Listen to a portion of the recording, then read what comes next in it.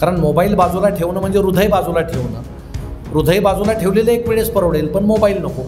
Mobile हरवला तर काही माणसं प्रचंड अस्वस्थ होतात की रामाला सीता हरवल्यानंतर सुद्धा इतकं अस्वस्थ वाटत नसेल तितका मोबाईल आपल्यापासून त्यातले त्यात तरुण असतील, प्रौढ असतील, ते अस्वस्थ होण्याचे कारणं अनेक वेगळे असतात.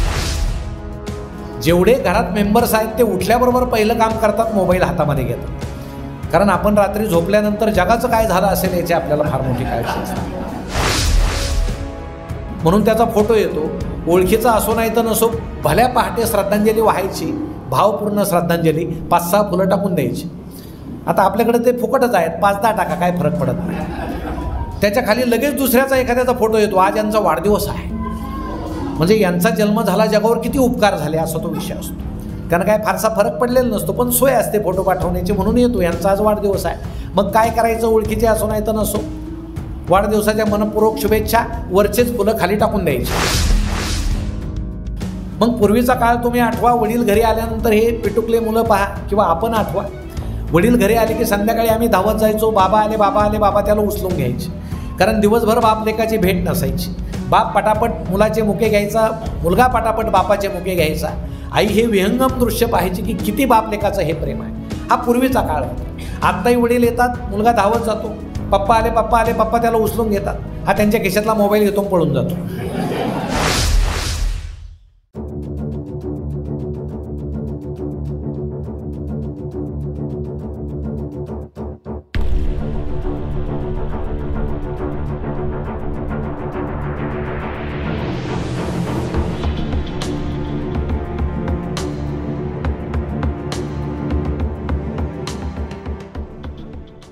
जुन्या पिढीतील अत्यंत जाणकार पत्रकार स्वर्गवासी सुरेश बापू खेवट, बापू त्यांना मला वाटतं ते टोपण नाव त्यांचं असावं. त्यांच्या स्मृतिदिनी आयोजित केलेल्या या कार्यक्रमाला उपस्थित सर्व सन्माननीय विचारपीठ, ज्यांनी या कार्यक्रमाचं आयोजन केलं असे त्यांचे बंधू संजयजी केवट.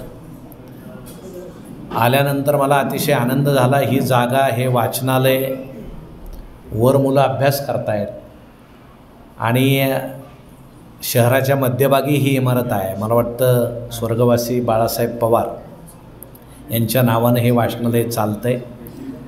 मेंबरशिपसुद्धा अनेकांची आहे, म्हणजे लोक वाचतातसुद्धा, पुस्तकं खूप आहेत. मला वाटतं कन्नडचा हा एक चांगला सांस्कृतिक ठेवा आहे आणि आल्याबरोबर ती आनंदाची गोष्ट सर्वांना पाहायला मिळते. सुरेश अर्थात बापूजी यांच्या बाबतीत मला अनेक गोष्टी सांगितल्या गेल्या. जुन्या काळातले पत्रकार सर्वांना त्यांनी एकत्र केलं. आता जुन्या काळी तर काय टायपिंग वगैरे नव्हतीच, या सगळ्या गोष्टी पाठवाव्या लागायच्या आणि सर्व ज्येष्ठ पत्रकारही इथं बसलेले असतील. त्यावेळेस प्रिंटिंग प्रेसही नव्हत्या. मला वाटतं ते खिळे जोडवायचे, त्याला खिळे म्हणायचे, आणि ते खिळे जोडून त्या बातम्या छापायचे.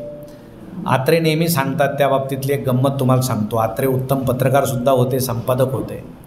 ते म्हटले की एक साहित्यिक, जरा असं आम्हाला समजलं की एक साहित्यिक आता जाण्याच्या मार्गावर आहेत, म्हणजे कायमचे जाण्याचे, आणि कोणी जाणार असेल तर त्याचा मृत्यूलेख सुरुवातीलाच तयार केला तर पुढे जास्त त्रास होत नाही, म्हणजे गेल्याबरोबर पटकन तो छापता येतो. म्हणून त्या साहित्यिकाविषयी आत्रेंनी तो अग्रलेख तयार केला, कारण ते आता 1-2 दिवसात जाणार आहे असं डॉक्टर म्हटले होते, आणि त्याचा जॉब तयार करून ठेवला त्या प्रिंटिंग प्रेसमध्ये. पण गंमत अशी, 8 दिवस झाले तरी ते साहित्यिक काय जाईनात. म्हणजे शक्यतो साहित्यिक असं फसवतात अनेक ठिकाणी. त्यांनी अपेक्षाभंग केला आणि ते जे जॉब तयार करणारे होते ते आत्रेंना त्यांनी असं सांगितलं, कुठवर आपले हा जॉब आता गुंतून ठेवायचा, आपण मोकळा केला पाहिजे, हे खिळे मोकळे केले पाहिजे. आणि मग तो जॉब तोडला गेला आणि त्याच रात्री ते साहित्यिक गेले. असं आत्रे पत्रकारितेच्या बाबतीत नेहमी गंमत सांगत असतात. म्हणून आजची पत्रकारिता जर आपण पाहिली, असं म्हटलं जातं काळ खूप बदलला, जुने लोक चांगले होते, आत्ताचे वाईट आहे तसं नाही, समाजच बदलला आहे. तुम्ही समुद्रातून एखादी बादली जर पाणी घेतलं आणि जर असं म्हणायला लागले हे गोड असावं, तर ते गोड असणार नाही. कारण जसा समाज बदलला आहे तसं सगळेच बदललेत. त्यामुळं पत्रकारांनाही बदलणं आलं. खूप माहितीचा स्फोट आता झाला आहे. जी बातमी घडल्यानंतर उद्या लोकांना कळत होती ती पुढच्या क्षणी कळायला लागली. त्यामुळं पत्रकारांवरची जबाबदारी वाढली की उद्या बातमी देताना नेमकी काय दिली पाहिजे, त्यातला वेगळा सारांश दिला पाहिजे. समजा बदलापूर आहे, बदलापूरला जी घटना घडली ती पुढच्या मिनिटामध्ये सगळ्या देशात समजली काय झालं. मग पत्रकारांनी किंवा यूट्यूब चॅनल्सचे जे आमचे मित्र आहेत किंवा जे मीडियाचे पत्रकार आहेत त्यांनी ती बातमी देण्यापेक्षा अशा घटना का घडल्या, का घडू नयेत यावर लेखन करणं अपेक्षित आहे. की आमचे मोठे लोक पुन्हा पुन्हा काहीतरी त्यामध्ये पाहून विकृत होतात आणि आम्ही लक्ष न देता या लहान बाळांच्या हातामध्ये ते मोबाईल देतो. म्हणजे त्या घटनेचं असं विश्लेषण करणं फार गरजेचं असतं. ते आजचे आमचे मित्र करतायत, ही आनंदाची गोष्ट आहे.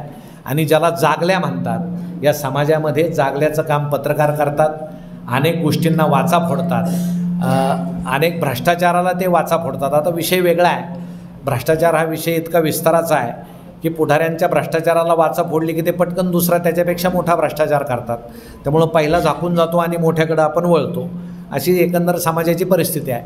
पण आता थोडासा विषय असा आहे की आमचे नवीन मुलं यामध्ये आलेले आहेत. प्रेस मीडिया खूप अजूनही चांगला आहे, लोक पेपर वाचतात, प्रिंट मीडिया चांगला आहे. पण आमचे जे चॅनल्सवाले आहेत त्यांनी आता थोडंसं वाचन केलं पाहिजे. कारण मी अनेक ठिकाणी पाहतो सरपंच असं ते म्हणत नाही, सरपंच म्हणतात, सरपंच. काल त्या सरपंचांचं असं झालं किंवा आपण हा जो स्वर्गीय शब्द वापरतो, स्वर्गीय म्हणजे आनंद होणे, मला वाटतं तिथं स्वर्गवासी शब्द अपेक्षित असावा. म्हणून आपण त्या गोष्टीमध्ये भाषेच्या बाबतीतसुद्धा फार जपलं पाहिजे. ते काम बापूजींनी केलं, सर्व पत्रकारांना एकत्र केलं. मला वाटतं नंतर ते शिवसेनेमध्ये जॉईन झाले आणि शिवसेनेच्या बाजूनं त्यांनी काही लढायासुद्धा त्या ठिकाणी केल्या, अन्यायाविरुद्ध वाचा फोडण्याचं काम केलं. आणि अशा एका पत्रकारांचा स्मृतिदिन आपण दरवर्षी साजरा करताय. त्यांचे बंधू संजयजी असतील किंवा इतर त्यांचे सर्व समवयस्क पत्रकार मित्र असतील, त्या निमित्तानं नवीन पत्रकार या ठिकाणी येत आहेत. एक स्नेहबंध तुमच्यामध्ये निर्माण होतो. म्हणून या कार्यक्रमाला मी खूप मनपूर्वक शुभेच्छा देतो की अखंडपणे हा कार्यक्रम असाच सुरू राहो दिवसेंदिवस आणि पत्रकारितेचं महत्त्व आमच्या समाजाला पटत राहो. मी आल्यानंतर पाहिलं मुलांची संख्या इथं बऱ्यापैकी आहे. त्यामुळं जो विषय आपण निवडला आहे, जगण्यातल्या आनंदाच्या वाटा, त्यांचं जगणंच अजून सुरू झालेलं नाही. त्या काय आनंदाच्या वाटा ते शोधणार आहेत, कारण त्यांची समज कमी आहे. आणि बहुतेक ठिकाणी असं होतं की मुलं आणून बसवले जातात आणि ते तास दीड तास बिचारे बसतात काही न समजता, कारण त्यांना काही यातलं कधी कधी समजतही नाही. कधी कधी म्हणण्यापेक्षा वक्तेच असे काही आणले जातात की त्यांना काहीच समजत नाही आणि त्या बिचाऱ्यांना बोलायची सोय नसते. नंतर ते सरांना विचारतात यांना नेमकं कुठून आणलं होतं. तर सर सांगतात मला समजलं नाही तर तुम्हाला काय सांगावं असा प्रश्न आहे.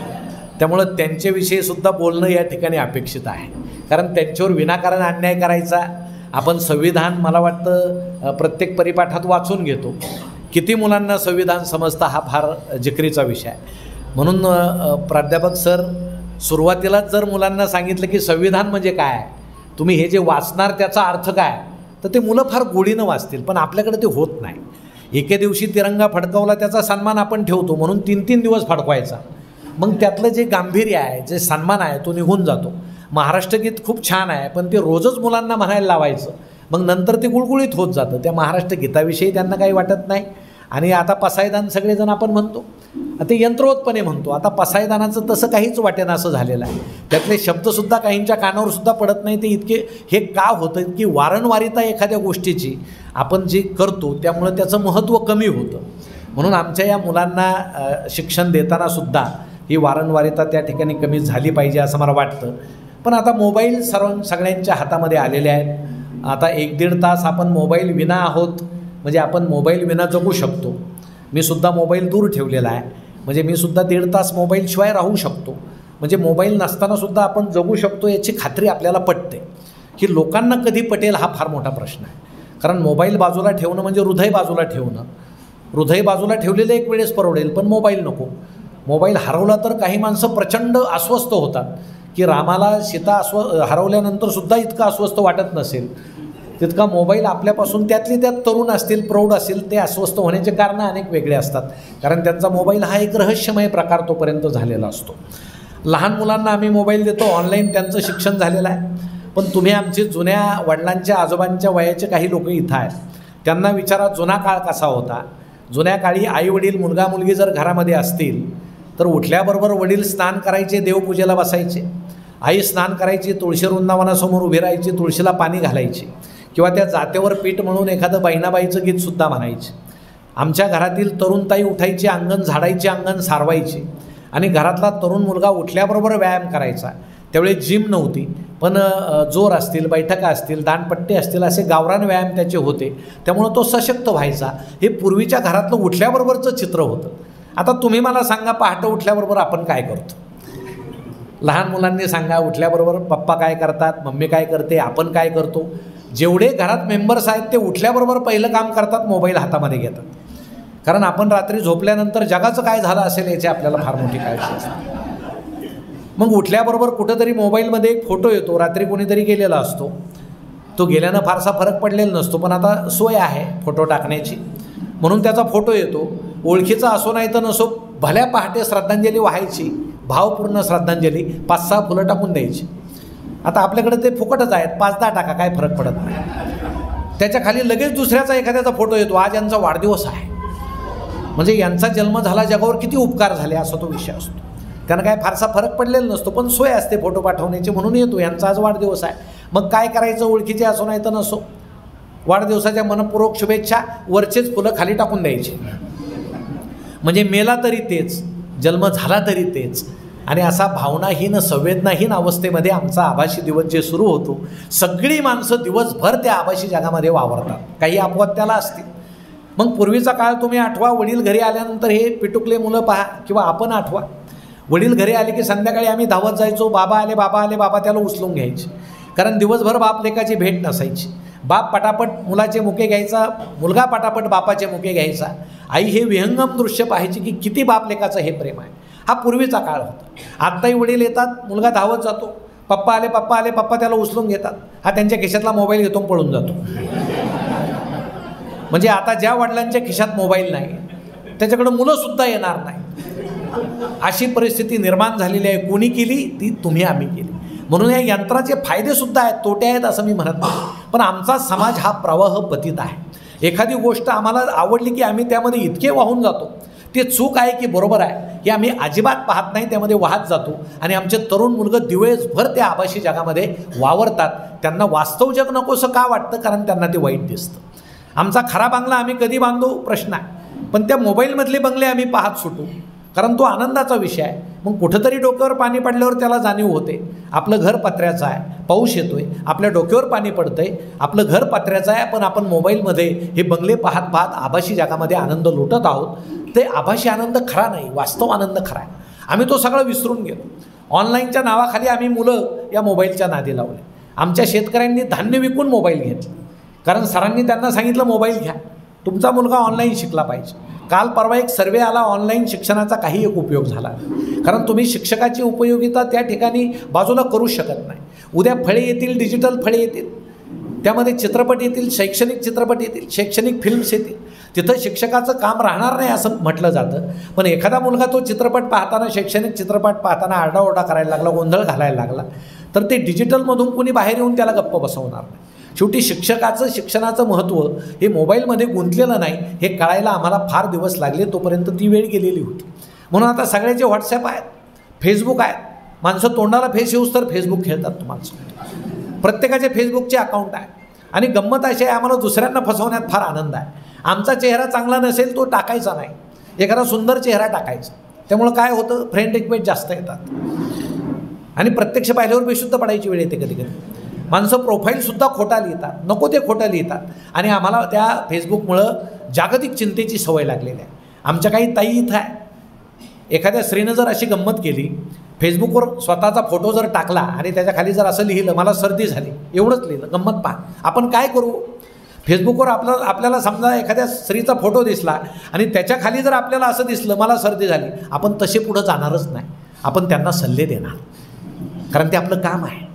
ती भगिनी ओळखीची असो नाही तर नसो, मॅडम अमुक गोळी घ्या, मॅडम याची वाफ घ्या, त्याचा काढा प्या, अमुक मलम लावा. आणि घरात बायको शिंकत फिरते, हा त्याच्याकडे पाहत सुद्धा नाही. म्हणजे घरातल्या बायकोचं घेणं नाही. अरे तिला एखादी गोळी आणून दे, नाही आणून द्यायची आम्हाला. कोण कुठली अनोळखी बाई, तिला सल्ले, मॅडम अमुक घ्या, इथं बघ ना शेजारी. आम्हाला जागतिक दुःखाची सवय लागलेली आहे. आमच्या तरुणांची सख्खी बहीण लग्नाची आहे, त्यांना दुःख नाही. ऐश्वर्या रॉयचं लग्न झालं, यांना फार दुःख झालं. त्या दिवशी या देशातले निम्मे तरुण जेवलेच नाही आणि निम्म्यांनी अभिषेक केला हिचा संसार सुखाचा हो.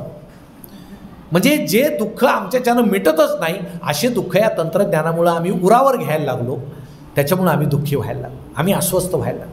मग पुन्हा आम्ही म्हणायला लागलो आनंद कुठं आहे? आनंद तुमच्या आजूबाजूला आहे, तो आम्हाला दिसत नाही. आमच्या लहान बाळामध्ये आनंद आहे. आम्हाला आता मार्काची इतकी हौस आहे की आमच्या मुलाला 90च्या पुढंच मार्क्स पडले पाहिजे असं आम्हाला वाटतं, प्रत्येकाला वाटतं. जर त्याला 5वीला 60% असतील, 7वीला 65 असतील, 8वीला त्याला जर 68 असतील, 9वीला जर 70 असतील, तर अंदाजे 60 ते 70च्या दरम्यान त्याची बुद्धिमत्ता आहे हे आईवडिलांनी ओळखलं पाहिजे. त्याला कुठून 10वीला 90च्या पुढं मार्क्स पडतील, पण ते पडलं पाहिजे असा आमचा धाक आहे. आणि माणसांना आता मार्क्सवाद गेला, कम्युनिस्ट गेले, ते डावे पक्ष गेले, मार्क्सवाद गेला. आता आपल्या पालकांमध्ये जो मार्क्सवाद बळावलेला आहे तो प्रचंड मोठा आहे. माझ्या मुलाला इतके पडलेच पाहिजे. आत्ता मध्यंतरी 12वीचा निकाल लागला, मला समजलं आमचा एक मित्र रडतोय का त्याच्या मुलाला खूप कमी मार्क्स पडले. म्हणून आम्ही सांत्वनाला त्याच्या घरी गेलो. आता ही नवीन जागा झाली सांत्वनाची, फक्त फळं वगैरे न्यायचे नाही, समजावून सांगायला जायचं. मग आम्ही त्याच्या घरी गेलो, तो रडत होता, त्याची पत्नी रडत होती कारण मुलाला कमी मार्क्स पडले आणि मुलगा समोर बसलेला होता. मुलाला असं वाटलं की आता आईवडील एवढे रडतायत, आपण थोडंसं रडलं पाहिजे, तसं बरं दिसणार नाही. मग ते खाली मान घालून रडत होतं बिचारं. आम्ही गेलो, तिघंही रडतायत. चहासुद्धा आम्हाला मिळेल की नाही शंका होती. पण मी त्या वडिलांच्या कानात एक वाक्य बोललो, ते फ्रेश झाले. पत्नीला म्हटले चहा ठेव पटकन. चहा झाला, आम्ही निघालो. मी काय बोललो म्हटलं, पुन्हा रडाल? ते म्हटले अजिबात नाही. मी एकच वाक्य बोललो की बाबा कधी कधी अनुवंशिकतेचा सुद्धा परिणाम असतो. तुझ्या डोक्यात काही नाही तर पोराच्या डोक्यात काय ना. पण हा फार मोठा प्रश्न आहे. म्हणजे आईबापाच्या मार्काची बेरीजसुद्धा मुला इतकी येत नाही, पण मुलाला इतके मार्क्स पाहिजे असं आम्ही म्हणतो आणि कुठंतरी दुःखी होतो. हे नाही केलं पाहिजे. आमचं शिक्षणसुद्धा आता आमचे पत्रकार मित्र हे शिक्षणावर लिहितात. तुम्ही जर शिक्षणाकडं बारकाईनं लक्ष दिलं, प्राथमिकपासून महाविद्यालयापर्यंत काय अवस्था. जे स्वामी विवेकानंद म्हणायचे की विद्यार्थ्यांना शिकवताना वरून ज्ञान कोंबायचं नसतं त्याच्या डोक्यामध्ये, जसा कापूस पोत्यामध्ये कोंबतात तसं ज्ञान कोंबलं जातं, असं कोंबायचं नसतं. मुळात त्याच्या डोक्यात ज्ञान असतं, ते हळूवार बाहेर काढायचं असतं. शिक्षकांना ते हळूवार कसं बाहेर येईल याची काळजी घ्यायची असते. तासभर मी आरडाओरडा करून शिकवलं म्हणजे मुलं फार शिकले असा त्याचा अर्थ होत नाही. आम्ही फक्त त्यांना माहिती दिली, ज्ञान दिलं. मग हे आमचं आजचं जे शिक्षण आहे ते कुठल्या दिशेनं चालू आहे, ते आमच्या मुलांना योग्य नागरिक घडवतं आहे का? आयुष्यामध्ये एखादं संकट आल्यानंतर तो मुलगा शिक्षणामुळे त्या संकटाला तोंड देईल, संघर्ष करील, असं ते शिक्षण आहे का? मला वाटतं तसं ते नसावं. आपण जर बारकाईनं पाहिलं, जुन्या काळी प्रगती पुस्तकं होते, 100पैकी 90 मार्क्स, 80 मार्क्स, 40 मार्क्स आईवडिलांना समजायचं. आता ते प्रगती पुस्तकं गेले. आता काय त्या श्रेण्या आल्या, अ ब गड काहीतरी आलं. आमच्या अडाणी पालकाला जर एखाद्या मुलानं दाखवलं की बाबा मला सगळे ड आहेत, मुलगा म्हणेल छान आहे, वडील म्हणतील छान आहे, तुला 10वीपर्यंत सगळं डच पडलं पाहिजे. कारण त्या बिचाऱ्यांना कळत नाही की ड म्हणजे हा सगळ्यात मोठा आहे. हे सगळं सरकारनं इतकं सगळं छुपं सगळं चालवलेलं आहे. आणि तुम्हाला गंमत सांगतो, आता शिक्षकांना सुद्धा म्हणजे आता त्या नोंद वह्याची पद्धत आहे. कोणी इथं शिक्षक असले तर त्यांना माहीत असेल, नोंद वह्याची पद्धत आहे. वर्षभर मुलाकडं लक्ष ठेवायचं आणि त्याची नोंद करायची की हा मुलगा चांगला क्रिकेट खेळतो, ही मुलगी चांगले चित्र काढते, ही मुलगी चांगली रांगोळी काढते, हिचं हस्ताक्षर चांगलं आहे, या मुलाचा खेळ चांगला आहे. आणि सरकारचा आदेश आहे नकारात्मक नोंद करायची नाही, वाईट नोंद करायची नाही. त्यामुळं मुलांच्या बालमनावर परिणाम होतो. मुलांना खूप जपतं हे सरकार, पहिल्यापासून जपतं. त्यामुळं 8वीपर्यंत परीक्षा नाही. एकदा गंमत असेल, एका वर्गामध्ये एका मुलानं दुसऱ्याची कंपासपेटी चोरली. आता गुरुजींनी ते पाहिलं, त्यांना वाटलं आता याचं काय नाही, हा चोर होणार आहे असं तर लिहिता येणार नाही, कारण आपल्याला शिक्षा होईल. बरं आपण शिक्षक आहोत, खोटं कसं लिहायचं? त्यांनी हेडमास्तरांना विचारलं, त्या मुलानं असं असं केलं भाऊ, याची नोंद काय करायची? तर ते म्हटले तुमचा वर्ग आहे, तुम्ही पाहून घ्या, काही अनुदान वगैरे आलं तर मी आहे. ज्याचे त्याचे कामं असतात ना ठरले. जसे आमचे काही संपादकसुद्धा म्हणतात, एखादी पत्रकार जर म्हटले त्या नेत्याचं आता काय करायचं, संपादक सांगतात की मी आहे, तू फक्त बातम्या द्यायचं काम कर बाबा. नाही, ते असं प्रत्येक ठिकाणी आहे. मग गुरुजींनी शांतपणे विचार केला आणि त्या मुलाची नोंद केली. या मुलाला मित्राच्या वस्तू संग्रहित करण्याचा छंद आहे. आता काय करणार? खोटं तर बोलता येत नाही, नकारात्मक तर लिहिता येत नाही, मग चला सकारात्मक लिहूया. आता हीच वही जर 8वीच्या मॅडमकडे गेली, त्यांनी जर ते वाचलं की या मुलाला मित्राच्या वस्तू संग्रहित करण्याचा छंद आहे, याच्या या छंदाला आपण प्रोत्साहन दिलं पाहिजे. तुम्हाला सांगतो त्यांची पर्ससुद्धा जागेवर राहणार नाही अशी परिस्थिती. हे असं ते शिक्षण आहे. मग आता गुरुजींचं तुम्ही ऐका. आमचे पत्रकार मित्र नेहमी लिहितात, मला वाटतं काल परवाच आम्हाला शिकू द्या असं काहीतरी 2-3 वृत्तपत्रात मी वाचलं होतं. कारण आपण ती वाचा फोडता. शिक्षकांना शिकवायलाच वेळ नाही, बाकी सगळे कामं आहेत, सर्वेक्षण आहे, हे आहे, ते आहे, अमुक कामं आहेत. आता ते फक्त प्राथमिकला येत होते म्हणून त्यांनी ओरड केली, ते नाही भाऊ फक्त निवडणुकीचे कामं आम्हाला का देता, प्राध्यापकांना का नाही, म्हणून ते आता तुमच्यापर्यंतसुद्धा आलेले आहे. म्हणजे समानता पाहिजे असं शिक्षकाचं मत असतं. त्यांना गेले म्हणजे आम्ही सुखी तुम्ही सुखी असं ते सगळं आहे. सर्वांनाच ते आले. आता माध्यमिकला सुद्धा आले. मग एक साहेब त्यावेळेस वर्गात गेले, त्यांनी गुरुजींना विचारलं, एक सगळ्यात हुशार मुलगा म्हणे हा आहे बहुत हुशार आहे, त्याला उभं करा. केला उभा. मग साहेबांनी त्याला विचारलं साथी किती, तो म्हटला 35. गुरुजी म्हटले सगळ्यात हुशार, म्हणे हाच आहे. मग साहेबांनी विचारलं कसं काय. गुरुजी म्हटले अहो तो निदान 35पर्यंत म्हणतोय, बाकीचे 35च्या आतच म्हणतात. आता तुम्ही जसं आम्हाला शिकवायला वेळ द्याल, आम्ही याला 49पर्यंत आणणार. अहो शिकवायलाच वेळ नाही. म्हणजे शिक्षकाचं खरं काम जे शिकवायचं आहे, अहो पूर्वीचे शिक्षक फक्त शिकवायचे, मुलांना शिकवायचे, बाकी काही काम नव्हतं. काय कविता होते अजूनही आपल्या लक्षात आहे. बालकवींच्या कविता होत्या, पाडगावकरांच्या कविता होत्या.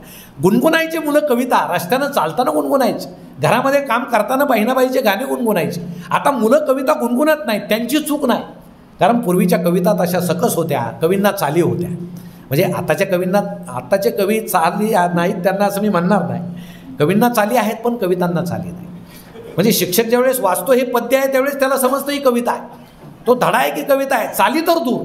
म्हणजे अशा कविता जर आल्या तर सिनेमाचे गाणे जर मुलं गुणगुणले तर ती मुलांची चूक नाही. कारण जे सहजगत्या बाहेर पडतं तेच मुलं गुणगुणतात. म्हणून त्या कविता तशा होत्या. त्या कविता पुन्हा का आणू नये, त्या आणल्या पाहिजे. ते धडे पुन्हा का आणू नये, ते आणले पाहिजे. नवीन लेखकांना संधी द्यायची. अहो ते काही लिहित असले तर का संधी द्यायची हा प्रश्न आहे. म्हणून या ज्या सगळ्या गोष्टी आहेत ते शिक्षणात घडल्या पाहिजे. आपण पत्रकार मित्र त्या वेळोवेळी बाहेर काढतो. हे प्राथमिक संपलं, आमचा मुलगा माध्यमिकला जातो, 8वीला जातो, 9वीला जातो. तिथला अभ्यासक्रम कसा आहे, खरं म्हणजे हे संस्काराचं वय आहे. माध्यमिकमध्ये शिक्षक जे शिकवतात ते मुलांच्या मनावर ठसतं. तिथे खरे संस्कार मुलांच्या मनावर होतात. पण एखाद्या नागरिक शास्त्राच्या सरांनी जर मुलांना विचारलं राष्ट्रपती राजवट कधी लागते, आता कधी लागते, देशावर संकट आलं, युद्ध सुरू झालं, अनेक त्याचे कारण आहेत. पण एखादा मुलगा जर उभा राहून म्हटला रात्री लागते आणि पहाटे उठते तर काय करायचं. चूक द्यायचं की बरोबर द्यायचं. आणि जर सर म्हटले चूक आहे तर मुलगा म्हणेल सर तुम्ही टी व्ही पाहता की नाही, बघा तुम्ही रात्रीच पळाले, पहाटे आले, शपथविधी झाला, मग राष्ट्रपती राजवट उठली. हे बाहेरचं नागरिकशास्त्र आहे. पुस्तकातलं जुनं झालं, कुठवर शिकवता. समजा मॅडमनं शिकवलं, 18 वर्ष पूर्ण झाल्यावर मतदार हक्क प्राप्त होतो. मुलगा घरी गेला, निवडणुकीच्या दिवशी त्याचं लक्ष असतं बाबांकडे, आता जातील मग जातील, 5 वाजले तरी वडील मतदानाला जात नाही. का जात नाहीत बुवा, त्याला वाटतं यांना 18 पूर्ण व्हायला काही मिनटं बाकी असावे. मग खरं मतदान तर 5 वाजल्यानंतर सुरू होतं. कुठली तरी गाडी येते, वडिलांच्या हातात काहीतरी दिलं जातं, मग ते मतदानाला जातात. मुलाला कळत नाही खरी लोकशाही, खरं नागरिकशास्त्र कुठलं आहे. हे बाहेर चाललंय ते खरं आहे की पुस्तकातलं खरं आहे. म्हणून आजचं आमचं पुस्तकातलं जे आहे ते 100 वर्ष जुनं झालं आहे आणि बाहेर झालं ते 100 वर्ष वेगानं पुढं पळतं आहे. महात्मा गांधीजी थोर आहेत, लोकमान्य टिळक थोर आहेतच ते थोर. पण आता अण्णा हजारे थोर नाहीत का. अण्णांचे धडे 4थीपासून का नाहीत, कारण ते भ्रष्टाचाराच्या विरोधात बोलतात म्हणून नाहीत का. अजून ते सरकारी थोर नाहीत म्हणून नाहीत का. पोपटरावांचा धडा का नाही, एखाद्या हिंद केसरीचा धडा का नाही. अहो आमच्या बापूंचा धडासुद्धा पाहिजे. पत्रकार म्हणजे कोण, ते कसे पूर्वी, म्हणजे मुलांना हे चहूबाजूचं ज्ञान का अभ्यासक्रमामध्ये येत नाही हा फार मोठा प्रश्न आहे. मग आमचा मुलगा शाळा खूप शिकला, मार्क्स खूप पाडले म्हणून असा महाविद्यालयात जातो. तुम्हाला सांगतो उच्च शिक्षणामध्ये उच्च कोटीची लबाडी सुरू आहे, उच्च कोटीची. आता हे आम्हीच मान्य केलं पाहिजे, इलाज नाही. मुलगा येतो, प्रवेश घेतो, सरांना सांगतो मी फक्त प्रवेश घेईल, तासाला येणार नाही, मी खाजगी क्लासेस लावेल. तुम्हाला माझी हजेरी लावता येते का, आता लावीच लागते, जागा कमी होतील. आता आपल्याला राहायचं आहे, म्हणजे आपलं भवितव्य मुलांच्या हाती आहे. पूर्वी असं म्हणायचे की शिक्षकाच्या हाती मुलांचं भवितव्य आहे, आता उलटं झालं आहे. आता मुलांच्या हाती शिक्षकाचं भवितव्य आहे. ते कॉलेजमध्ये आले, शाळेत आले तरच यांची जागा टिकणार आहे, नाहीतर यांची बदली होईल, यांना बाहेरच्या जिल्ह्यात जावं लागेल, पद रिकामं होईल, नको तिथं एखाद्या आडबाजूच्या कॉलेजमध्ये जावं लागेल. म्हणून शिक्षकांना सुद्धा मुलांचं आता ऐकावं लागतं. मग कधी कधी शिक्षक सांगतात, प्राध्यापक सांगतात मुलांना चला आता आज तास घेऊ, कारण कमी मुलं असतात. ते 2-3 मुलं म्हणतात नाही सर आज आम्हाला मूड नाही, जाऊ द्या भाऊ ठीक आहे आजचा तास घ्यायचा. दुसऱ्या दिवशी मुलं म्हणतात चला सर आज तास घेऊ, सर म्हणतात आज मला मूड नाही, जाऊ द्या आपण नंतर उद्या घेऊ. तिसऱ्या दिवशी दोघांनाही मूड नसतो आणि चौथ्या दिवशी सगळ्यांना मूड असतो, कारण तो रविवार असतो. हे असं आता महाविद्यालयामध्ये जर सुरू होत असेल, यामध्ये प्राध्यापकांची चूक नाही, त्या मुलांची चूक नाही, कारण पट कमी झाल्यानंतर नेमकं करायचं काय हा फार मोठा प्रश्न आहे. आणि आजच्या समाजामध्ये सगळे पत्रकार मित्र इथं आहेत म्हणून एक वास्तव त्यांना मी सांगतो की आता मुलांचा शिक्षकांवर विश्वास नाही, शिक्षकांचा मुलांवर विश्वास नाही आणि समाजाचा दोघांवरही विश्वास नाही. अशा या विचित्र दुष्टचक्रामध्ये आमचं शिक्षण पुढं चाललं आहे आणि या मुलांचं भवितव्य त्यातून घडणार आहे. कसं घडेल हा फार मोठा प्रश्न आहे. म्हणून ती गंमत सांगितली जाते विश्वासाची. एकदा इंजिनिअरिंगच्या मुलांनी एक चार्टर्ड विमान तयार केलं, सगळे प्राध्यापक त्यात बसले आणि त्या कॉलेजचा GS वर गेला आणि सगळ्या प्राध्यापकांना हात जोडून म्हटला, तुम्ही जे ज्ञान आम्हाला दिलं ते सगळं तंत्रज्ञान वापरून त्याचं उपयोजन करून आम्ही हे विमान तयार केलेलं आहे, हे इंजिन तयार केलेलं आहे, तुम्ही या विमानात बसलात, आम्हाला खूप आनंद वाटला. काय झालं असेल? सगळे प्राध्यापक म्हटले चला खाली, हे आपल्या देवट्यांनी तयार केलं, उतरा खाली. सगळे खाली उतरले, प्राचार्य तसेच बसून होते. एक प्राध्यापक त्यांना म्हटले सर ऐकलं नाही का, आपल्या देवट्यांनी हे तयार केलं, व्हा खाली. प्राचार्य म्हटले नाही, तुम्हाला जायचं असेल तर जा, माझ्या विद्यार्थ्यांवर पूर्ण विश्वास आहे, मला खात्री आहे हे विमान उडणारच नाही. किती खात्री आहे? मग असं जर होत असेल तर काय करायचं? मग आता समजा मुलाला 55% मार्क्स पडले, जुन्या काळी जर 55% मार्क्स पडले तर आपण आर्ट्सला घालायचो, कारण आर्ट्स ही शाखासुद्धा काही कमी नव्हती. त्याच्यामध्ये ज्या जीवनाच्या कला शिकवल्या जातात, अनेक माणसं त्या शाखेमध्ये जाऊन यशस्वी झाले. कॉमर्स ही शाखा कमी नाही, त्यामध्ये वाणिज्य शिकवलं जातं, या देशाची अर्थव्यवस्था शिकवली जाते, हिशोब शिकवले जातात. सायन्स कमी नाही, कारण त्यातून शास्त्रज्ञ निर्माण होतात. पण आता सगळ्या शाखा बाद झाल्या आणि 55% मार्क्स पडले की आम्हाला कुठं घालायचा मुलगा? मेडिकलला घालायचा. मेडिकलला का घालायचा? कोरोनानंतर या समाजाला खूप डॉक्टरांची गरज आहे असं पालकांना वाटायला लागलेलं. या समाजाची सेवा त्यानं केली पाहिजे. पालक म्हणतात नाही माझा मुलगा मी समाजाप्रती आता वाहणार आहे, तो डॉक्टर झाला पाहिजे. कशाला झाला पाहिजे आपल्याला माहीत आहे, पण आपण बोलत नाही. मग 55% डॉक्टर्स केला पाहिजे का? नाही केला पाहिजे, तो देशद्रोह आहे माझ्या मते. पण माझं तर मत आहे असे कमी मार्काचे खूप डॉक्टर झाले पाहिजे, त्याशिवाय या देशाची लोकसंख्या कमी होणार नाही. मग 55% पोरगं, वडील त्या पोराला घेतात, 55 लाखाची बॅग घेतात, मेडिकल कॉलेजमध्ये जातात, बॅग सहित पोरगं ठेवून घेतात, झालं हे डॉक्टर. आता मला गंमत आठवते, अजून 5, 10, 15 वर्षानं असे कमी मार्काचे डॉक्टर जर समाजामध्ये आले तर या समाजाच्या आरोग्याचं काय होईल हा फार मोठा प्रश्न आहे. या लहान मुलांना त्याला सामोरं जायचं, आपण तोपर्यंत असो आपल्याला सामोरं जायचं. पण एक आहे, डॉक्टर आपलं मरण टाळू शकत नाही, ते सुखानं कसं येईल याची काळजी घेतात. मरण कोणी टाळू शकत नाही, फक्त तुम्ही सुखानं मरा पाहू, तुम्हाला वेदना कमी होतील याची आम्ही काळजी घेऊ. मग असे डॉक्टर जर समाजात आले, 10 वर्षानं मला गंमत आठवतं.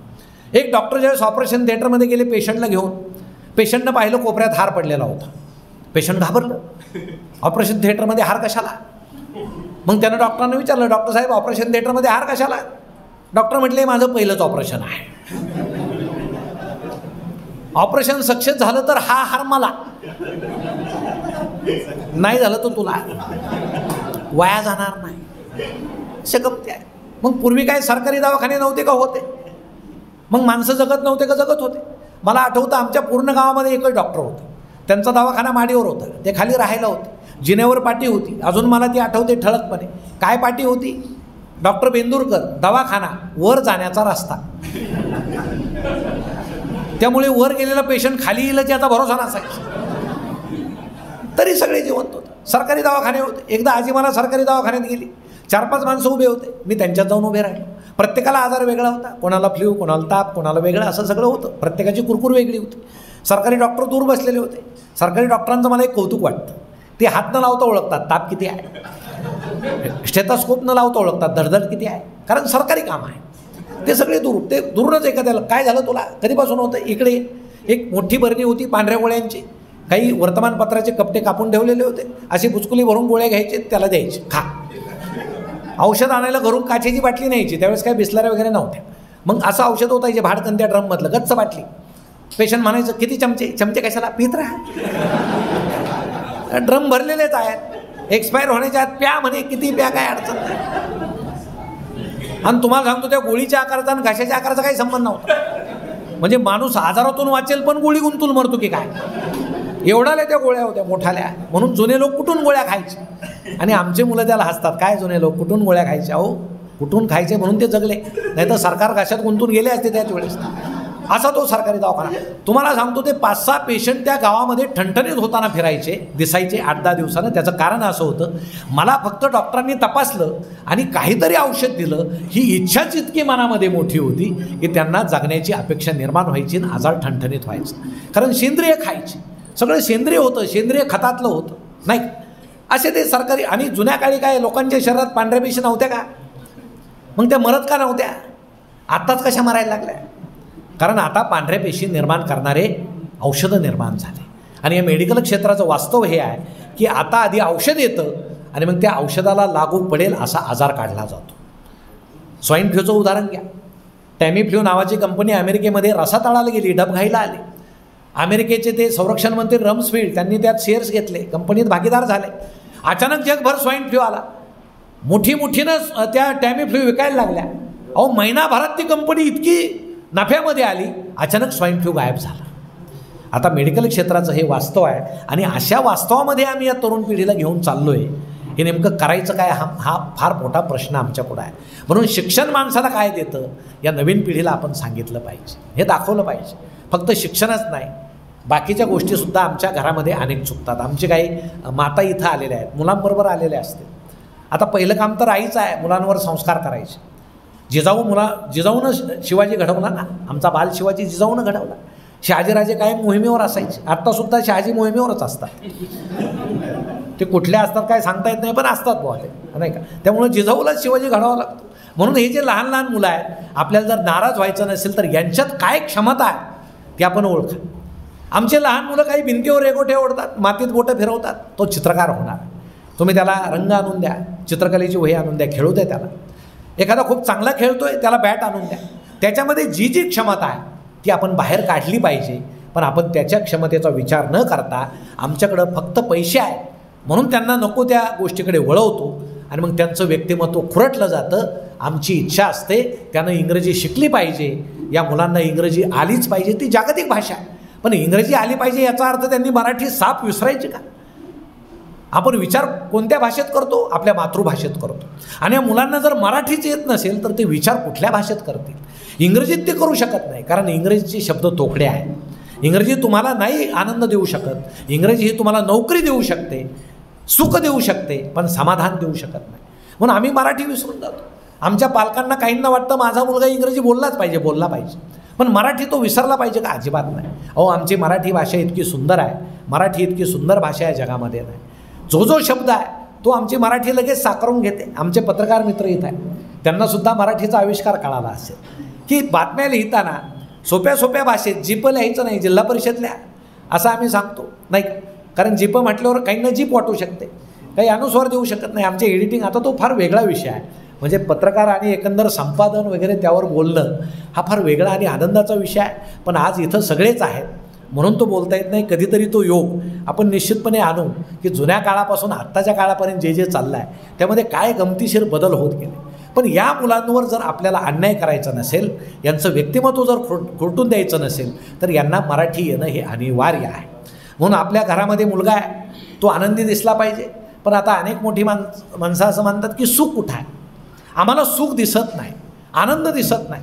मला वाटतं आनंद आपल्या आजूबाजूला आहे, तो आपण भोगायला शिकलं पाहिजे. कुठं आहे आनंद, सगळीकडे आहे. गुलाबाला काटे असतात असं आपण म्हणतो, तसं म्हणूच नका. काट्याला गुलाब असतात याचा अर्थ आहे जगामध्ये दुःखातून सुद्धा सुख निर्माण होऊ शकतं. अशी मनीषा आपण मनामध्ये बाळगली पाहिजे. आपण पहाटे फिरायला बाहेर पडतो, आनंदाची गोष्ट आहे. का बाहेर पडतो, आपल्याला व्यायाम करायचा. आपलं शरीर जसं वाढत जाईल, आता कोणामुळं वाढलं ते दुसऱ्यानं तो वाढवलं नाही. आपला हात आहे, तोंड आपला आहे, आणि दोन्हीच्या मिलामानं आपलं पोट वाढत चाललं, सरळ गोष्ट आहे.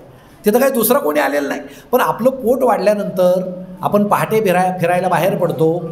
आपलं पोट वाढलं ही चिंता आपली आहे का जगाची आहे, आपली आहे. मग आपला चेहरा प्रसन्न पाहिजे, कारण सकाळची थंड हवा वाहते, सगळे फिरायला बाहेर पडते.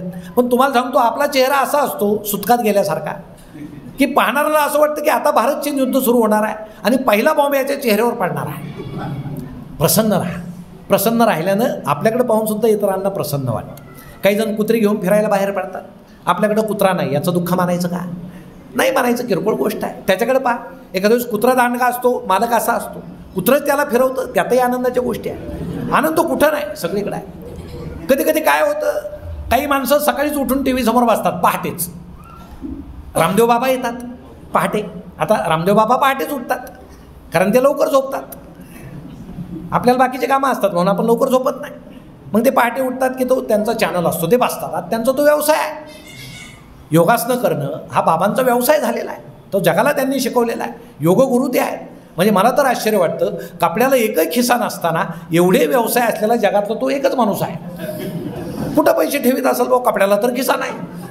विचार करण्याची गोष्ट आहे. मग बाबा येतात, बसतात. मग आपणही त्याच्यासमोर बसतो, टी व्ही समोर काही माणसं बसतात. आता कबूल करायचं नाही पण बसतात. मग बाबा आल्याबरोबर काय करतात, पोट गर गर गर गर गर गर फिरवतात. आपलं फिरतं का? पण आपण विनाकारण असं करतो, फिरलं बुवा, आपलं आपलं समाधान फिरलं. मग बाबा काय करतात, एक पाय घेतात, पटकन गळ्यात घालतात. रोजचा व्यवसाय आहे. आपला जातो का? पण आपण तरी पण कसा बसा पाय उचलतो आणि गळ्यात घातला. आता बाबा पटकन काढतात, आपला निघतो का? नाही निघत. मग काय करायचं, बायकोला बोलवायचं, एवढा पाय काढ. आता ती सांगते काढ कशाला, दुसरा घालते. नाही ते दिवसभर याचे पाय त्याच्या गळ्यात गुंतवतच फिरताना. आता तुमचेच पाय तुमच्या गळ्यात गुंतून बसा इथं म्हणे. गंमत असते. तुम्हाला एक गंमत सांगतो. मी पहाटे फिरायला बाहेर पडलो एकदा, नुकतंच फटफटलेलं होतं, नीटसा चेहरे दिसत नव्हते कुणाचे. आणि मी असा निघताना एक स्त्री माझ्या शेजारून गेली आणि मला ती म्हटली गुड मॉर्निंग. आता मी म्हटलं गुड मॉर्निंग. आता आनंद होणं साहजिक आहे. घरी आलो.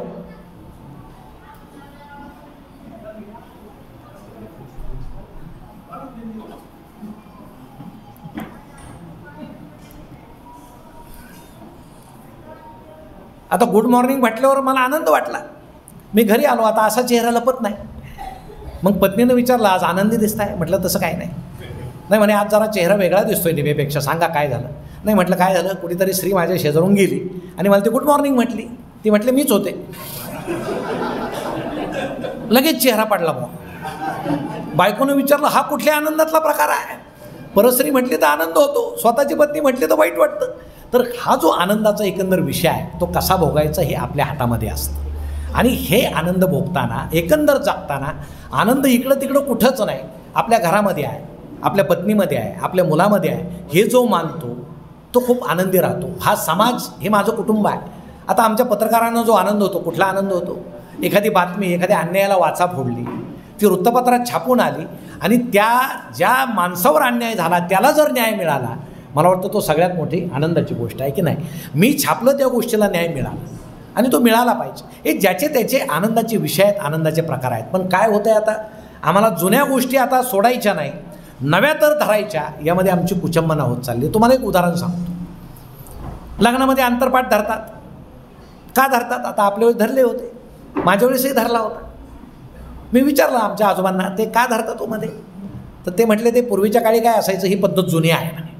पूर्वीच्या काळी फोटो नव्हते, व्हिडिओ नव्हते, चित्र नव्हते, काही नव्हते. मग वडील घरी येऊन मुलाला सांगायचे तुझं लग्न अमुक गावातल्या मुलीशी जमलं. मुलगी काळी गुरी उंच बुटकी काही माहीत नाही, हो म्हणायचं. इतकं दडपण असायचं समाजाचं, वडिलांचं. मग त्या मुलीचे वडील त्याला सांगायचे अमुक गावातला मुलगा आहे, तुझं लग्न जमलं त्याच्याशी, अमुक तारखेला लग्न आहे. ब्र शब्द बोलायचा नाही. लग्नाला एकत्र यायचे, त्यावेळेस हळद लावायचे. मेकअपचा तेवढाच एक प्रकार होता.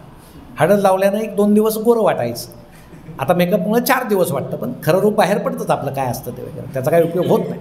पण हळद लावायची त्यावेळेस. मग आंतरपाठवाले आंतरपाठ ताणून धरायचे. मुलीनं मुलाला पाहिलेलं नसायचं, मुलानं मुलीला पाहिलेलं नसायचं. आणि ते आंतरपाठ धरणारे खूप दुष्ट असायचे, ताणून आंतरपाठ धरायचे, अजिबात दिसू देत नव्हते. मग सगळे मंगल अष्टकं झाल्यानंतर तो आंतरपाठ खाली व्हायचा.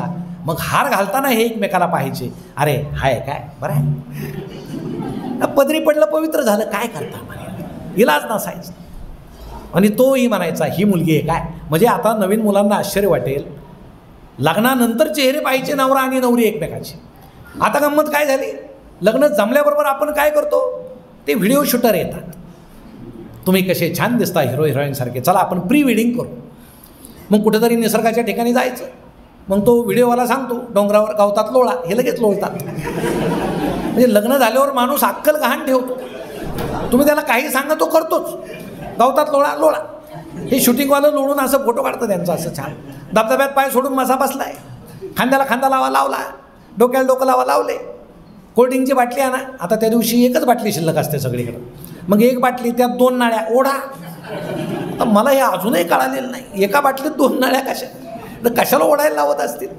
हां, कधी कधी ही फुंकते ते ओढतं, असंही होतं कधी कधी. म्हणजे स्त्रिया फार चतुर असतात तुम्हाला. ती त्याच वेळेस ओळखते, बावळं ते काय अडचण नाही. आता तुम्ही कुणी फुंकलंय, आता आपल्या वेळेस काय झालं कुणाच ठाऊक, काय माहीत नाही. पण ते मग ते प्री वेडिंग असं सुरू होतं. आणि मग ते लग्नाच्या मंडपामध्ये कोपऱ्यामध्ये आता खरं म्हणजे ते सेन्सॉर करायची वेळ आली. इतकं ते पुढं चाललंय, त्याला सर्टिफिकेट द्यावे लागतील ABC. इतकं ते भयान चाललंय, काय सगळ्या मर्यादा सगळ्या ओलांडल्यात. खरं म्हणजे लग्न ही पवित्र गोष्ट आहे, त्यात असं करू नये. पण आपले लोक काय करतात समजायला मार्ग नाही. इकडं प्री वेडिंग सुरू आहे आणि इकडं अंतरपाठवाल्यांनी ताणून अंतरपाठ धरलाय. कशाला धरता? महिना झाला बोंबलत फिरताय तुम्ही, कशाला अंतरपाठ? काहीतरी एक करा ना. एक तर प्री वेडिंग करा, नाही तर अंतरपाठ धरा. आता ते महिना झाला जर एकत्र असतील ते कशाला काय चेहरे पाहणार आहेत का एकमेकाचे? पण आपल्याला जुनं सुटत नाही आणि नवंही सुटत नाही, नव्याचा आम्हाला हवास आहे. म्हणून लग्न ही अशी पवित्र गोष्ट आहे. आमच्या मुलांना आम्ही हे सांगितलं पाहिजे. मुळात सोयरीक जुळतानाच ही गोष्ट कबूल करून घेतली पाहिजे. आपल्या संस्कृतीमध्ये प्री वेडिंग नावाचा विषय नाही. नवरा बायकोनं जे प्रेम करायचं असतं ते तुम्हाला मुभा आहे समाजाची. अनेक जण तांदूळ त्याच्यासाठीच टाकतात, त्याचं जेवण आम्हाला मोबदलासुद्धा मिळतो. नाही हे करा बाबा तुम्हाला, पण ते काय दाखवायची गोष्ट आहे का? हिंदू संस्कृतीमध्ये पती पत्नीनं असं प्री वेडिंग करणं आणि सगळ्या वराडाला दाखवणं. आता बरं झालं आमच्या जुन्या लोकांना नीट दिसत नाही, नाही तर ते मंडप सोडून पळाले असते तुम्हाला. ते दुसर दिसतं ते. हा म्हणजे जसं वय होत जाईल तसं दिसायला जे कमी होतं त्याचा हा फायदा आहे. म्हणजे निसर्ग सगळ्याची सोय करतो. वय होईल तसं दिसायला कमी लागतं, कारण आपल्याला पाहण्यासारखं काही राहिलेलं नसतं. हे दुसरं दिसलेलं बरं असतं. वय होत जाईल तसं ऐकायला कमी येतं. आपल्याविषयी फारसं चांगलं बोललं जात नाही, पण आपण पुन्हा पुन्हा कानात ते घालून ऐकतोच. मग एका दिवशी सून फाडकन बोलते नाही दुःखी होतं. कशाला ऐकता? बहिरच होऊन जाणार. सुनेनं काही बोला, नुसतं हसायचं त्याच्याकडे बघून. सुनेला कळतं बाबाला काय ऐकू येत नाही, कशाला बोलायचं नाही. हे ते जगण्याच्या पद्धती आहेत. मग हे लग्न असतील या असतील या, आता नमस्कार घालतात. आपल्याकडं नमस्काराची पद्धत आहे, पूर्वीपासून आहे. गळ्यात उपरणे आहेत. उपरणं म्हणजे एक मास्क विषय असायचा, मास्क. की आता कोरोनाच्या काळात आमच्या जुन्या लोकांना सेपरेट मास्कची गरज पडली नाही. ते उपरणे बांधायचे. ऊन लागलं डोक्याला बांधायचं, थंडी लागली कानाला बांधायचं. किती उपयोग आहे, आम्हाला त्याची लाज वाटते. पण मोदी साहेब ज्यावेळेस परदेशामध्ये गेले तिथंसुद्धा ते पंतप्रधान आणि अध्यक्ष त्यांना म्हटले, तुमचे भारतातले लोक किती हुशार आहेत. कोरोना सुरू होण्याआधीपासून ते अजिबात हातात हात देत नाही, दुरून नमस्कार घालतात. संसर्ग होत नाही. गळ्यामध्ये मास्क आहेत त्यांच्या पूर्वीपासून. किती चांगली गोष्ट आहे. मोदी साहेबांना सुद्धा अभिमान वाटला असेल.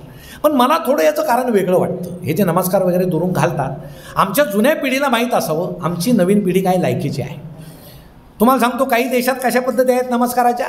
भेटले की डोक्याला डोकं लावतात, नाकाला नाक लावतात, खांद्याला खांदा लावतात, गालाला गाल. पाश्चिमात्य देशात आहेत अशा पद्धती. कुणी गेलं असेल तिकडं तर त्यांना माहीत असेल. आपल्या देशात अशी जर पद्धत असते तुम्हाला सांगतो त्यातली एखादी काही माणसं घरीच गेले नसते तुम्हाला. ते रस्त्यावर नमस्कार करतच फिरले असते.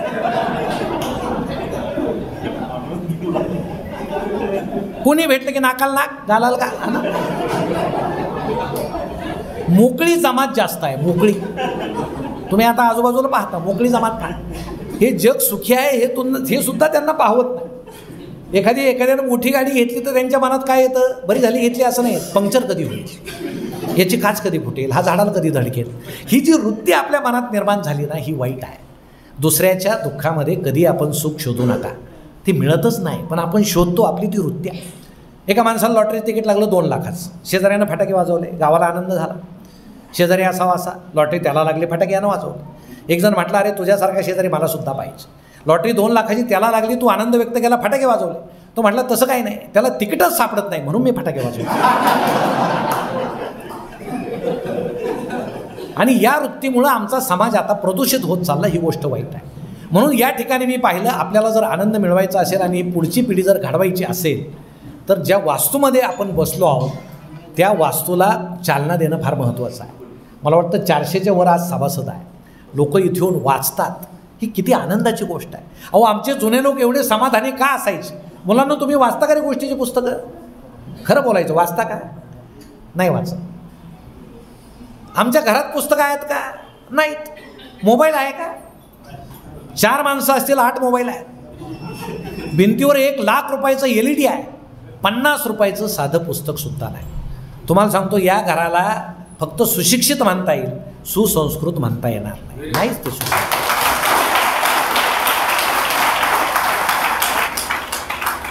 आम्ही महाराजांच्या जयंतीला DJ लावतो, लाखो रुपये खर्च करतो. आमच्या घरात महाराजांचं साधं पुस्तक नसतं, दासबोध नाही, रामायण नाही, काहीच नाही. फक्त उत्सव करायचा. महाराज कुठं पोटावर छापायचे, पाठीवर छापायचे. कुत्रा आलं की पळून जायचं. कशाला छापता महाराज? काही जण मला कॉलेजमध्ये मुलं दिसतात, अशी छान दाढी राखतात महाराजांसारखी. त्यांना मी सांगतो, तुम्ही जर महाराजांसारखे दिसता तर मुलींना असं वाटलं पाहिजे आपली कुणी छेड काढली तर त्यांनी तुमच्याकडे यावं. महाराज माझी हा छेड काढतोय, त्याच्याकडे बघा, ती ताकद तुमच्यात पाहिजे, तर महाराज आपल्यात आहे. महाराज काय फक्त असे महाराज काय असे फक्त दिसण्यात नसतात, ते असण्यात पाहिजे. महाराज आपल्या मनगटात आहेत, आपल्या दंडात आहेत, आपल्या हृदयात आहेत, आपल्या मेंदूत आहेत. इथं महाराज पाहिजे. फक्त पाठीवर आणि पोटावर नको, हे नवीन मुलांना सांगावं लागेल. पण आम्ही आता जुन्या पिढीनं आमच्याकडं दिलं, ते नवीन पिढीकडं संक्रमित करायला कमी पडतो की काय, अशी शंका आहे. म्हणून आम्ही नव्या पिढीला बिघडलेली म्हणतो. हे अत्यंत चुकीचं आहे, अत्यंत चुकीचं आहे. म्हणून तुम्ही वाचता का? वाचलं पाहिजे. कोणी वकील असलं तर माफ करा मला, पण वकिलांच्या चेंबरमध्ये आम्ही गेलो, किती पुस्तकं असतात? ते काय सगळ्यांनी वाचलेले असतात का? त्यांनी वकिलांनी वाचलेले असतात का? ते नसतात. पण ते पाहून आरोपीला असं वाटतं, घ्या रे किती पुस्तकं आहेत, मला जामीन मिळू शकतो. मिळतो की नाही पुढचा विषय आहे. तसं तुम्हाला घरात पुस्तकं ठेवायला काही अडचण आहे, तुम्ही नका वाचू, मुलं वाचतील ना. पण ते पुस्तकं पाहून येणाराला वाटेल किती हुशार आहे, किती विद्वान आहे, किती पुस्तकं आहेत.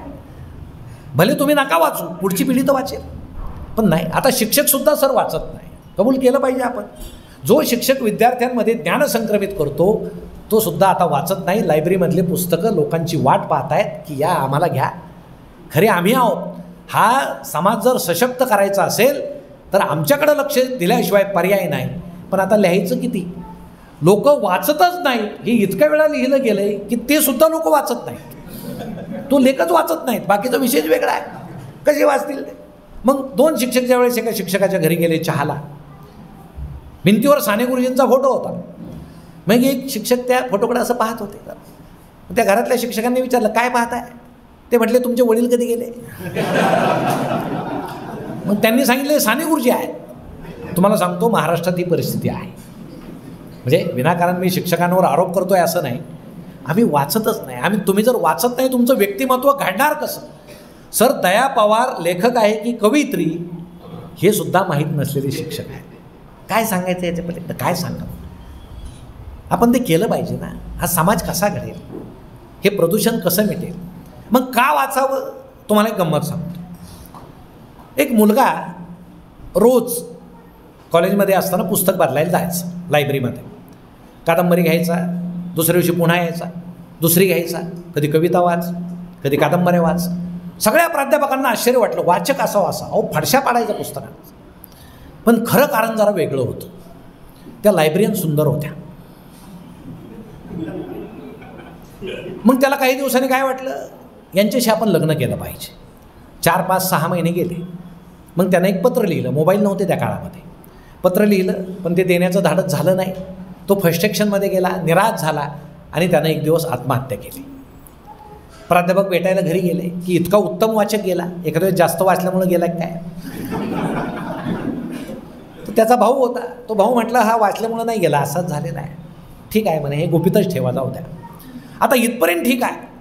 पण त्या मुलानं आत्महत्या केल्यापासून त्या लायब्ररीयन रोज रडत होत्या, रोज. प्राचार्य साहेबांना समजलं त्या रडताय, रोज रडताय. मग त्यांनी त्यांना बोलून घेतलं. म्हणे, अगं जाऊ दे, एक चांगला वाचक गेला, वाईट वाटणं साहजिक आहे, पण तू रोज का रडतेस? त्यानं सांगितलं, काय सांगावं सर, मी रोज याला पुस्तकात घालून चिठ्ठी देत होते, रोज.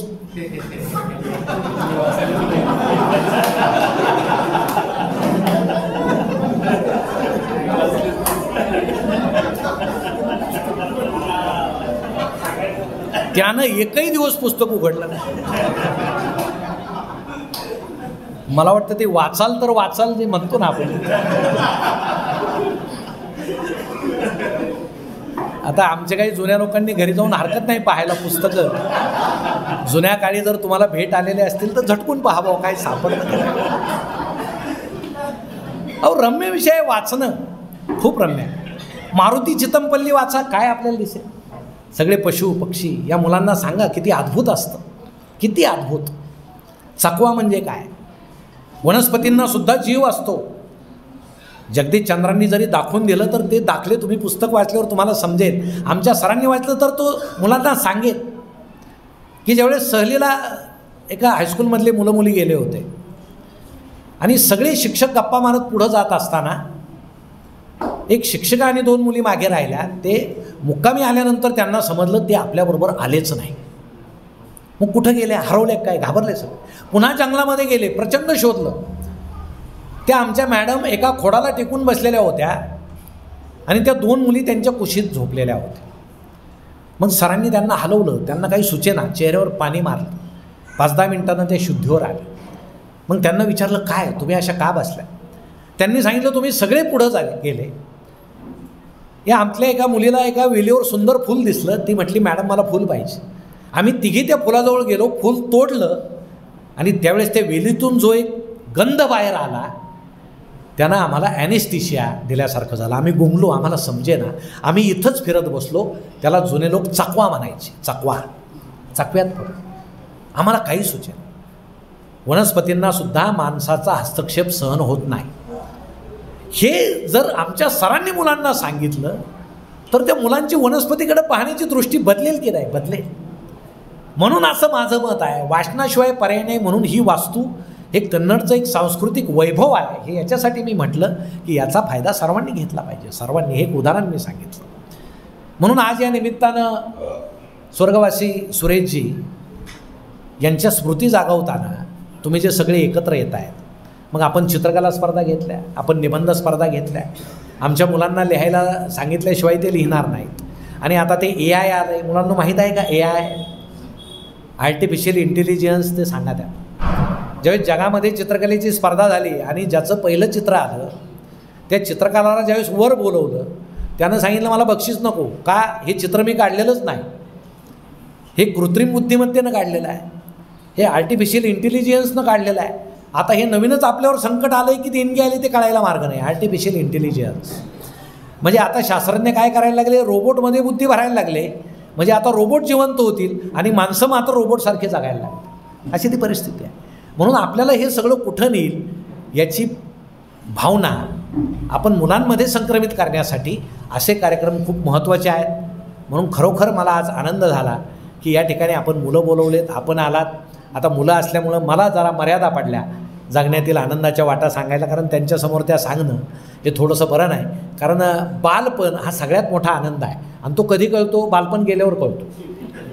म्हणजे निसर्ग किती गमतीचा आहे. अरे लहानपणी काय मजा होती, कधी कळतं, मोठं झाल्यावर कळतं. ते लहानपणी नाही कळत. तर ते खूप असे निकोप, निष्पाप आणि मस्त आहे. त्यांना या जगामध्ये काय चाललं आहे याची अजिबात काळजी नाही. पण जसजसे आपण मोठे होतो चिंतातुर जंतू आम्ही होत जातो. आणि मध्यमवर्गीय इतक्या चिंता कुणालाच नाही. आपल्या इतक्या श्रीमंत खुश आहे, प्रचंड पैसा आहे, गरीब पोटासाठी फिरतायत. राहिला कोण, मध्यमवर्गीय.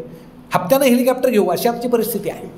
पण आम्हाला चिंता आहे, भारत चीन युद्ध सुरू होतं आहे का, ताजमहालाच्या भिंती काळ्या पडायला लागल्या, समाजाचं काय होईल, प्रत्येक अशी चिंताच आहे. या चिंता जरा सगळे सोडून द्या आणि या जगाकडं आनंदी दृष्टीनं पाहायला शिका. जाताना मी एकच सांगतो, आभाळामध्ये एखादा ढग ज्यावेळेस असतो तो ढगाचा आकार तसाच असतो, पाहणाऱ्याला प्रत्येकाला तो वेगळा वाटतो. तसं जग तसंच आहे. आपल्या मनातली जी भावना आहे तसं जग आपल्याला दिसतं. लहान मुलाला त्या ढगात काय दिसेल, कॅडबरी दिसेल. या मुलांना चॉकलेट दिसतील, वह्या दिसतील, कंपासपेटी दिसेल, कारण त्यांचं विश्व ते आहे. लहान मुलींना काय दिसेल, परी दिसेल, बाहुली दिसेल, एखादे कानातले झुबे दिसतील, त्यांचं विश्व ते आहे. आमच्या ताईंना काय दिसेल, एखादा नवीन पद्धतीचा आलेला दागिना दिसेल, कारण त्यांच्या मनात ते आहे. पुरुषांना काय दिसेल मी सांगत नाही, तो फार मोठा विषय आहे. इथं सांगण्यात काय अर्थ नाही. तुम्हाला काय दिसतं ते सगळ्याला माहीत आहे नाही. तर असं ते सगळं जग आहे. म्हणून कुणी असं म्हणू नये जगबुडी होणार आहे. जो म्हणेल ना जगबुडी होणार आहे, समजायचं हा बुडण्याची वेळ जवळ आलेली आहे. कारण मी नसेल तर जगही नाही, ही भावना मनात अजिबात ठेवू नका. आणि माझ्या मुलांना मी सांगतो, किती मार्क्स पडतील यावर जाऊ नका. तुम्हाला जे जे तुमच्या मनात आहे क्षमता पूर्ण वापरा. 3 वेळेस नापास झालेले सुशीलकुमार शिंदे मुख्यमंत्री झाले. 10वीला नापास झालेला सचिन तेंडुलकर आज भारताच्या गळ्यातला ताईत झाला. जे कृष्णमूर्ती शाळेमध्ये नापास झाले, पण जगभरात त्यांच्या नावानं शाळा आहेत. RK लक्ष्मण हे जगातले नंबर 1चे व्यंगचित्रकार आहेत, पण जे आर्ट्सनं त्यांना प्रवेश दिला नव्हता. ते म्हटले मला बरं झालं प्रवेश दिला नाही तर मी बोर्ड रंगवत बसलो असतो. अशी ती परिस्थिती आहे. म्हणजे शाळा कुचकामी आहेत असं मी म्हणत नाही, परंतु या शाळेमध्ये जाताना हे बाहेरचं व्यावहारिक ज्ञानसुद्धा तुम्ही शिका. आणि मुलांना एक विनंती आहे, दोन्ही शिका, शाळेतलं शिका, बाहेरचं शिका. एक उदाहरण तुम्हाला सांगतो. सरांनी ज्यावेळेस वर्गात विचारलं 10 मेंढ्या आहे, आता मुलांना मी विचारलं 10 मेंढ्या आहेत, त्यातल्या 2 विहिरीत पडल्या, खाली किती राहिल्या? 8 राहिल्या. हे शाळेतलं शिक्षण आहे. पण एक मेंढपाळाचा मुलगा तिथं होता. तो उभा राहून म्हटला, सर एकही मेंढीवर शिल्लक राहणार नाही. सर म्हटले ते चूक आहे. तो म्हटला नाही, एक या मेंढीनं विहिरीत उडी टाकली की 10 मेंढी विहिरीत उडी टाकली. आता मला सांगा त्याला चूक द्यायचं कसं? कारण हे बाहेरचं जग आहे. म्हणून दोन्ही आपण मुलांना शिकवा. त्याचं व्यक्तिमत्व दोन्हीकडून जर घडलं तर निश्चितपणे बापूजींना वाहिलेली ही श्रद्धांजली ठरेल असं मला वाटतं. म्हणून मी माझ्या सर्व पत्रकार मित्रांना आता शुभेच्छा देतो. आता रणकंदन जवळ आलेलं आहे. आमचे शिवसेनेचे नेते इथं आहेत. आता ज्या लोकांची स्मृती चांगली आहे त्यांना समजणार आहे कोण उभा आहे, कोणाकडून उभा आहे वगैरे.